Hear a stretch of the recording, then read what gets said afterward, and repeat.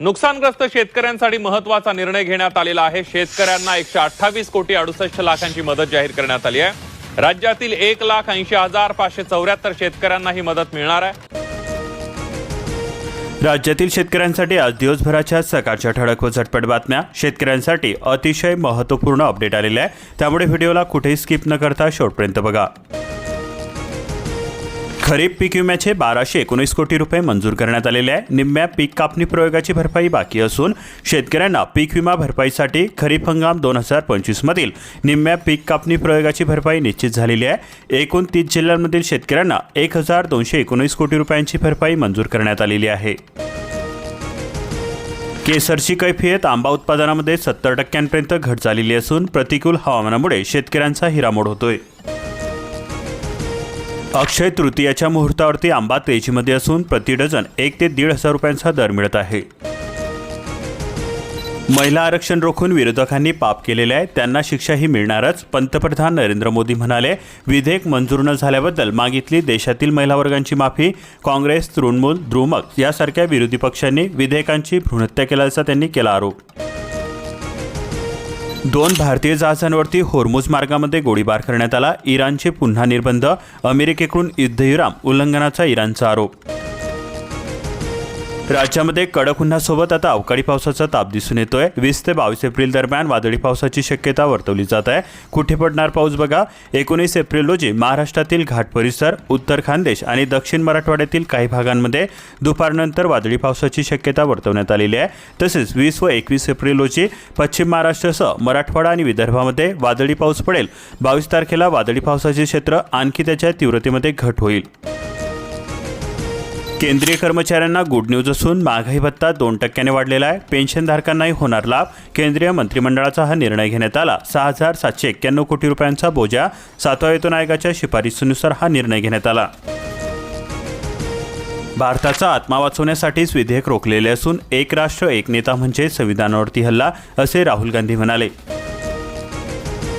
हप्ता 7.82 कोटी, सोयाबीनचा विमा मिळाला 1.58 कोटी। अकोला जिल्ह्यातील 2च महसूल मंडळातील शेतकऱ्यांना विम्याचा लाभ मंजूर करण्यात आला। सोमवारी पावसाचा येलो अलर्ट जारी करण्यात आलेला आहे। प्रादेशिक हवामान केंद्राने 19 एप्रिल रोजी उष्णतेचा येलो अलर्ट तर 20 एप्रिल रोजी पावसासह सोसाट्याच्या वाऱ्यांचा येलो अलर्ट जारी केलेला आहे। अकोला परिसरामध्ये कोट्यावधी रुपये खर्चून उद्योग उभारला, मात्र वीज जोडणीच मिळेना। औद्योगिक वसाहतीतील व्यावसायिकांची अडचण निर्माण झालेली आहे। सबस्टेशनवरती वाढतोय भार। नैसर्गिक आपत्तीतील नुकसानीपोटी बुलढाणा जिल्ह्याला 37.15 कोटी रुपयांची मदत जाहीर करण्यात आलेली आहे। बुलढाणा जिल्ह्यातील 44,497 बाधित शेतकऱ्यांना ही मदत वितरित केली जाणार आहे। तुरीसह बहुतांश शेतमालाच्या भावामध्ये घट झालेली असून बाजारपेठेमध्ये मंदीचा ताण कायम आहे। शासकीय खरेदी केंद्र सुरू करण्याची मागणी केली जात आहे। गव्हाला सुद्धा मिळतोय 1,800 ते 2,200 रुपयांदरम्यान भाव। गरिबाचं घर उन्हामध्येच बुलढाणा जिल्ह्यामध्ये 98,000 घरकुले अद्याप सुद्धा अपूर्णच आहे। कुठे निधीचा तुटवडा तर कुठे तांत्रिक अडथळे, लाभार्थी हप्त्याच्या प्रतीक्षेमध्ये आहे।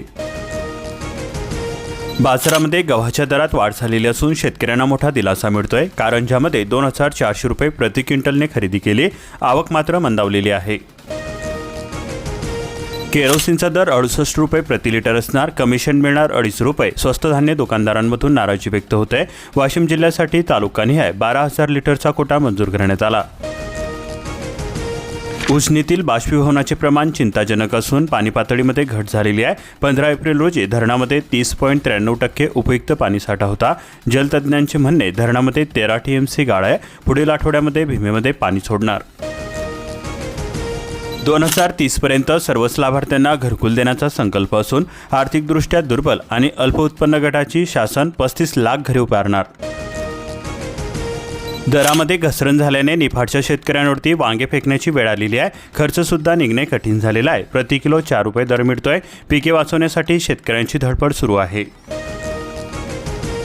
नाशिक जिल्ह्यामध्ये सुद्धा पुन्हा अवकाळी पावसाचे ढग दाटणार। मंगळवारपर्यंत येलो अलर्ट जारी करण्यात आला। किमान तापमानामध्ये 24 तासात 5.3 अंशांनी वाढलेले आहे। 99% घटले क्षेत्र। धाराशिव जिल्ह्यामधून कापूस पिकांचा गाशा गुंडाळला। 15,000 हेक्टरवरून सिंगल डिजिटवरती आले। दीड वर्षामध्ये 8 उपकेंद्राची क्षमता वाढ झालेली असून पण बत्ती गोल मात्र सुरूच आहे. महावितरणाचा अखंडित वीज पुरवठ्याचा दावा फोल ठरतोय. पुढे सुद्धा पावसाळ्याचे दिवस आहे. काय होणार? मक्का खरेदीला 30 पर्यंत मुदत देण्यात आलेली असून आणखी 20,000 क्विंटलची खरेदी करण्यात आलेली आहे. आतापर्यंत ही तिसऱ्यांदा व शेवटची मुदतवाढ असणार आहे. शेतकऱ्यांना फायदा नाहीच. रब्बी हंगामाची नोंदणी सुद्धा सुरू. मराठवाड्यामध्ये 37 कृषी केंद्र चालकांचे परवाने बनवेगिरीमुळे रद्द करण्यात आले. कृषी विभाग सज्ज झालेला असून नियम तोडणाऱ्यांवरती यापुढे सुद्धा कारवाई होणारच. संतापजनक बाब, कन्नडमध्ये 25 लाख खर्चून नवी झाडे लावण्यासाठी जुन्यांची कत्तल केली. नवोदय विद्यालयाच्या आवारामधील 40 वर्ष जुनी डौलदार झाडे रात्रीच्या अंधारामध्ये तोडण्यात आली.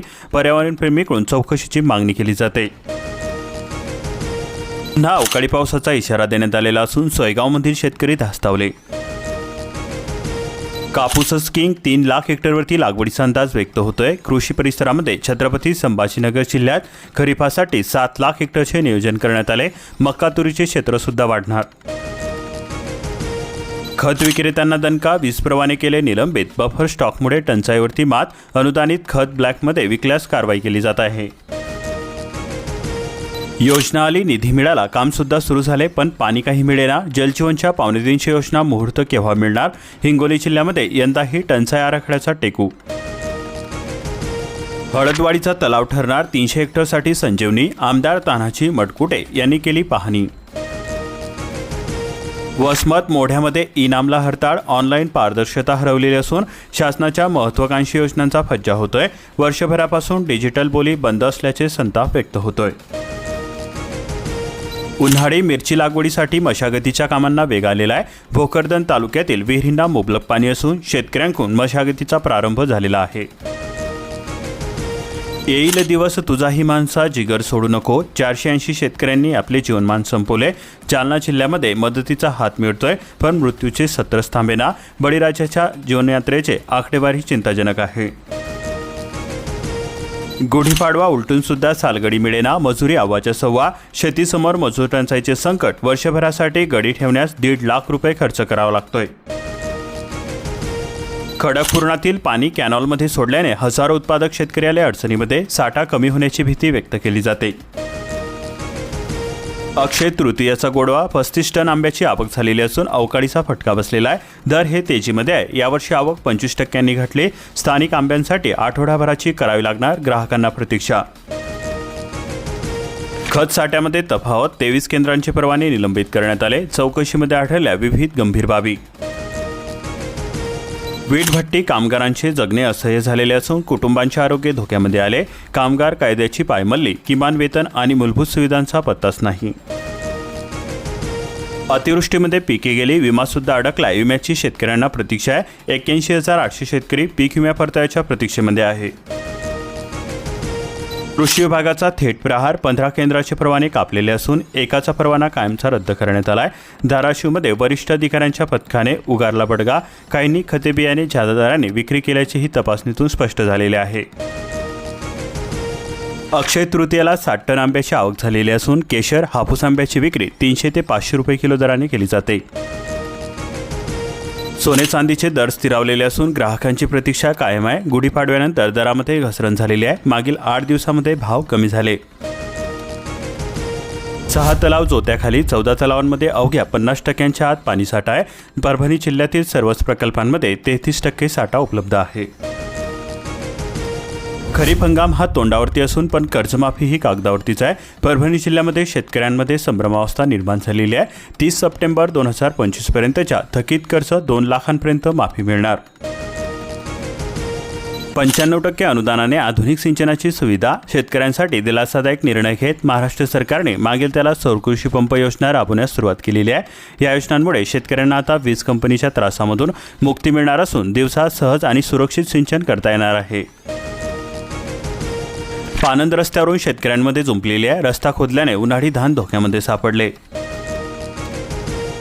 ई-पीक पाहणीमध्ये तांत्रिक अडथळे. मुदतवाढ तरी मिळणार काय? पात्र शेतकरी मुदतीपासून वंचित राहण्याची शक्यता वर्तवली जात आहे.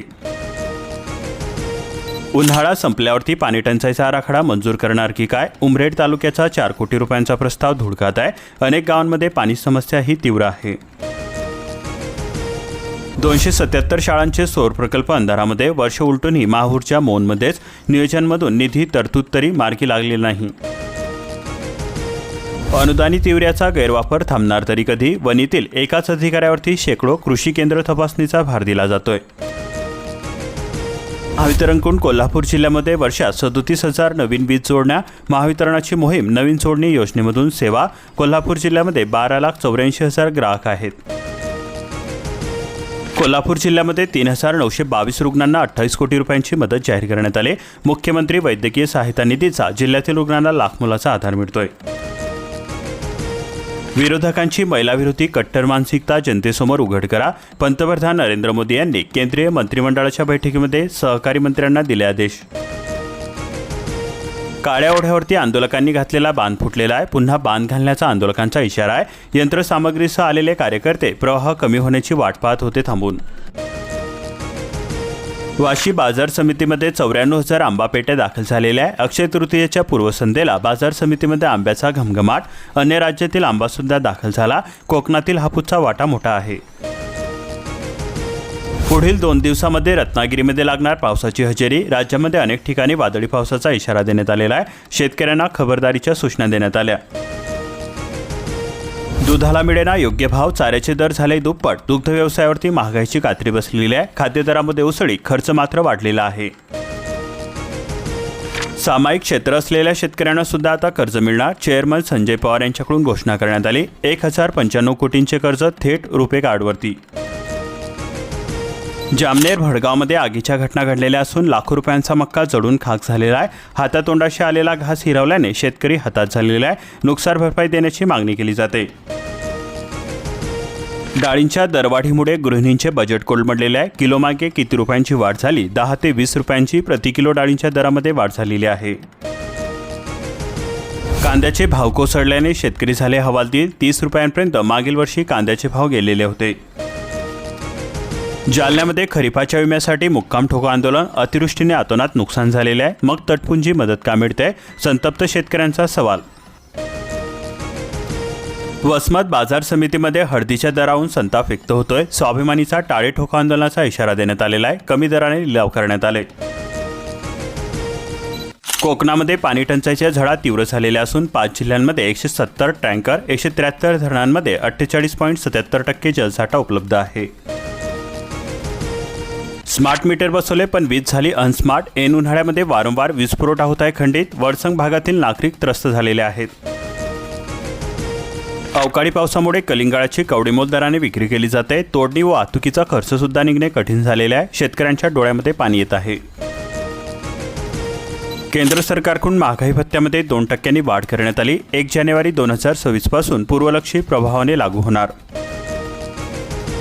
अशाच प्रकारच्या महत्त्वपूर्ण बातम्यांसाठी आताच आपल्या चॅनलला सबस्क्राईब करून बेल आयकॉनला ऑलवरती सेट करा आणि हा व्हिडिओ जास्तीत जास्त शेतकरी मित्रांपर्यंत शेअर करा.